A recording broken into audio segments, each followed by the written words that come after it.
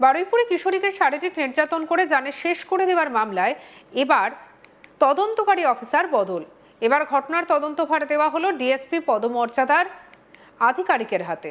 তদন্তের স্বার্থে এবারে মামলার দায়িত্ব দেওয়া হয়েছে বারুইপুর পুলিশ জেলার ডিএসপি ডিবি শান্তনু মুখার্জিকে। ঘটনার পর প্রাথমিকভাবে এই মামলার তদন্তভার ছিল পুলিশ আধিকারিক দিগন্ত মণ্ডলের হাতে। পরবর্তীতে তদন্তের দায়িত্ব দেওয়া হয় বারুইপুর থানার প্রাক্তন আইসি জয়ন্ত পোদ্দারকে। আর এবার তদন্তকে আরও জোরদার করতে এবং বিভিন্ন দিক খতিয়ে দেখতে ডিএসপি পদমর্যাদার আধিকারিক শান্তনু মুখার্জির হাতে তুলে দেওয়া হয়েছে। আর পুলিশ সূত্রে খবর, মামলার সমস্ত দিক নতুন করে পর্যালোচনা করে তদন্ত এগিয়ে নিয়ে যাওয়া হবে। ইতিমধ্যে এই মামলায় একাধিক অভিযুক্তকে গ্রেপ্তার করা হয়েছে এবং তদন্ত এখনো অব্যাহত রয়েছে। আমাদের কালিক প্রসেনজিৎ সাহার রিপোর্ট দেখাবো। আরও একবার তদন্তকারী আধিকারিককে বদল করা হলো বারুইপুরের ঘটনায়। বারুইপুরে একটি মেয়েকে যেভাবে তার সাথে খারাপ কাজ, নোংরা কাজ করা হয়েছে এবং তারপর তাকে মেরে দেওয়া হয়েছে, সেই ঘটনায় এই নিয়ে দুবার তদন্তকারী আধিকারিক বদল করা হলো। বারুইপুর পুলিশ জেলার তরফ থেকে প্রথমে এই মামলার তদন্তভার দেওয়া হয়েছিল সাব ইন্সপেক্টর দিগন্ত মণ্ডলকে। সেই দিগন্ত মণ্ডল তিনি যখন তদন্ত শুরু করেন, তারপরে এই মামলার গুরুত্ব আরও বাড়ে। গণপিটুনিতে মৃত্যু হয় আর এক ব্যক্তির। ঘটনার গুরুত্ব বাড়তেই দিগন্ত মণ্ডলের হাত থেকে সরিয়ে তদন্তভার দেওয়া হয় বারুইপুর থানার আইসি জয়ন্ত পোদ্দারকে। জয়ন্ত পোদ্দার তিনি এই ঘটনার তদন্ত করছিলেন, কিন্তু এরপরে ঘটে আরও একটি মৃত্যুর ঘটনা। কার্যত এনকাউন্টারে গুলি করে খুন করা হয়, গুলি করে মেরে দেওয়া হয় এই ঘটনার অন্যতম অভিযুক্ত প্রভাস মণ্ডলকে। এরপরই ঘটনার আরও গুরুত্ব বাড়ে। আর ইতিমধ্যেই বারুইপুরের ঘটনায় দুবার মুখ্যমন্ত্রী শুভেন্দু অধিকারী তিনি বারুইপুরে আসেন। তিনি একদিকে যেমন মৃতদের পরিবারকে বার্তা দেন যে ঘটনার সঠিক বিচার হবে, দোষীরা অবশ্যই সাজা পাবে। আর এই মামলার গুরুত্ব বাড়তে থাকে তখন এই মামলার তদন্তভার এবার দেওয়া হয় আরও উচ্চ পদমর্যাদার এক পুলিশ অফিসারকে।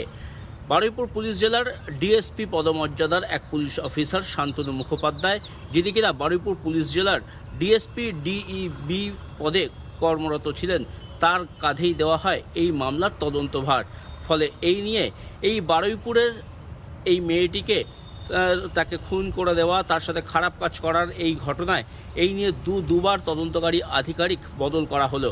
বারুইপুর পুলিশ জেলার অন্তর্গত ডিএসপি পদমর্যাদার পুলিশ অফিসার শান্তনু মুখোপাধ্যায়কে এবার এই তদন্তের দায়িত্বভার দেওয়া হলো।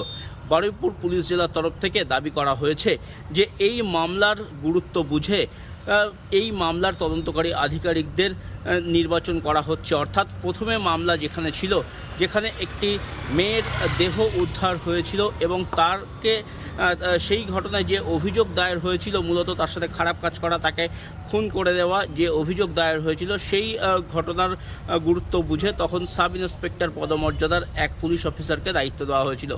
পরে এই ঘটনায় আরও গুরুত্ব বাড়ে। সেখানে গণপিটুনিতে মৃত্যু হয় আর এক ব্যক্তির, পুলিশের গাড়ি ভাঙচুর হয়, রাস্তা অবরোধ হয়, সরকারি সম্পত্তি নষ্ট করা হয়।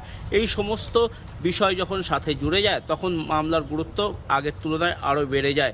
এবং সেই ঘটনার কথা মাথায় রেখেই আইসি পদমর্যাদার এক পুলিশ অফিসারকে মামলার তদন্তভার দেওয়া হয়। কিন্তু এরপরেই ঘটে আরও একটি ঘটনা, অর্থাৎ এনকাউন্টারে মেরে দেওয়া হয় বারুইপুরের এই মেয়েটির সাথে খারাপ কাজ করা, তাকে মেরে দেওয়ার ঘটনায় অন্যতম অভিযুক্ত প্রভাস মণ্ডলকে।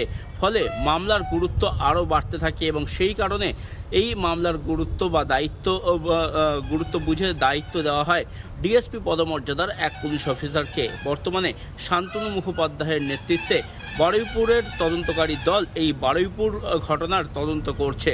অর্থাৎ মুখ্যমন্ত্রী শুভেন্দু অধিকারী তিনি যেমনটা বার্তা দিয়েছেন যে পুরো ঘটনা পুঙ্খানুপুঙ্খভাবে বিচার করা হবে, দোষীরা শাস্তি পাবে, যারা অন্যায় করেছে তারা শাস্তি পাবে। একদিকে যেমন মেয়েটির সাথে খারাপ কাজ করা সেই সমস্ত দোষী মানুষজনদেরকে গ্রেপ্তার এবং তাদের বিরুদ্ধে যথাযথ আইনি ব্যবস্থা নেওয়া হবে, তেমনি গণপিটুনিতে যে নিরীহ যুবককে পিটিয়ে মারা হয়েছে সেই ঘটনায় যারা অভিযুক্ত তাদেরকেও চরম শাস্তি দেওয়া হবে, তাদেরকেও গ্রেপ্তার করে আইনি ব্যবস্থা গ্রহণ করা হবে তাদের বিরুদ্ধে, তেমনটাও বার্তা দিয়েছেন মুখ্যমন্ত্রী।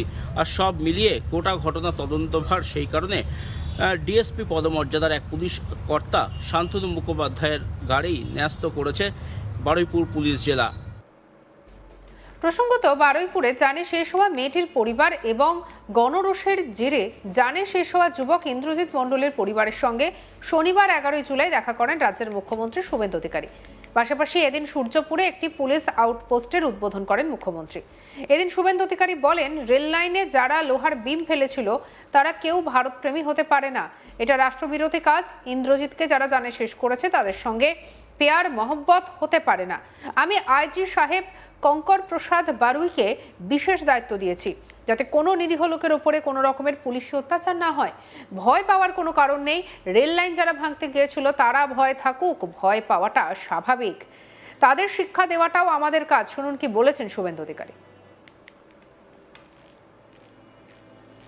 আমাদের ওই পরিবারটি অর্থাৎ নির্যাতিতার পরিবার আমাকে বলছিল যে প্রচুর অ্যারেস্ট ইত্যাদি হচ্ছে, আপনি বিষয়টা একটু দেখুন। আমাকে স্থানীয় লোকেরা চাপ দিচ্ছে। আমি বলেছি ভিডিও ফুটেজ দেখে রেল লাইনে যারা লোহার বিম ফেলছিল তারা কেউ ভারতপ্রেমী হতে পারে না। এটা রাষ্ট্রবিরোধী কাজ। আমাদের ইন্দ্রজিতের খুনি এদের সঙ্গে পেয়ার মহব্বত হতে পারে না। বাকি যদি কোনো নিরীহ লোক, অ্যাগ্রিভ লোক অ্যাজিটেশন করেছে, অ্যাজিটেশনকে আমরা ওয়েলকাম করি, কারণ এটাতেও কারোর ক্ষোভ দেখানোর ডেমোক্রেটিক ওয়েতে দরকার রয়েছে। আমি আইজি সাহেব কঙ্কর বারুইকে বিশেষ দায়িত্ব দিয়েছি যাতে কোনো নিরীহ লোকের উপরে কোনো রকম পুলিশি অত্যাচার টর্চার না হয়। যদি ভিড়ের মধ্যে ধরেও ফেলেন, তাদের যা সিস্টেম আছে এটা আমার ইন্টারফেয়ার করা উচিত নয়। আমি শুধু সাজেস্ট করেছি অ্যাজ এ হোম মিনিস্টার, যদি কোনো ইনোসেন্ট ফেঁসে থাকে তারা দেখবেন, আইজি সাহেব বিশেষভাবে দেখবেন। আর এখানে অনেক ভয়ে দোকান টোকান বন্ধ করে দিয়েছিলেন। এসপি মাইকিং করবেন, মাইকিং করার পরে সব নর্মাল করে দিন। ভয় পাওয়ার কোনো কারণ নেই। খুঁজা নগরা রেল লাইন যারা ভাঙতে গেছিলেন তারা ভয়ে থাকুক, ভয় পাওয়াটা স্বাভাবিক। তাদের শিক্ষা দেওয়াটাও আমাদের কাজ আইনি পথে। বাকিদের ভয় পাওয়ার কোনো কারণ নেই। আমি বলে গেলাম আমাদের এই এলাকায় নজরদারি চলবে। দুটো বাড়িতে হাউস গার্ড থাকবে এবং আমরা আস্তে আস্তে আশা করব সবটা নর্মাল হয়ে যাবে এবং এই ঘটনা থেকে শিক্ষা নিয়ে এই রাজ্যে এই ধরনের কোনো কাজ যাতে না হয় দেখবেন।